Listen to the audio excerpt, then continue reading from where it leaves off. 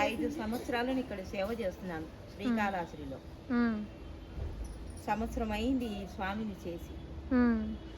ఉండకూడదని గుళ్ళ అధికారులు దాచారు 6 నెలలు. 6 నెలలు స్వామి ఇక్కడ ఉన్నాడు, 6 నెలలు దాచారు.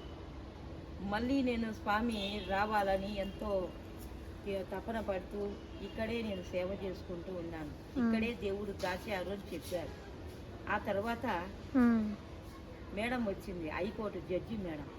ఆ మేడం సారు కలిసి నాకు ఇక్కడ పర్మిషన్ ఇచ్చి నాకు జీతం ఇచ్చేటట్టుగా ఈగో సార్తో పర్మిషన్ ఇచ్చారు. అట్లనే ఈ దేవుణ్ణి రప్పించాను. అప్పటి నుంచి అందరూ మెచ్చుకోవాలి, అందరూ చూడాలి, దీపాలు పెట్టుకొని పూజించుకోవాలి.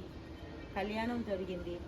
పిల్లలు చదువుకు అది దానికి అక్షరాలు దిద్దుకోను చాలా మంది వాళ్ళు నమ్మకంతో వస్తున్నారు చూసి.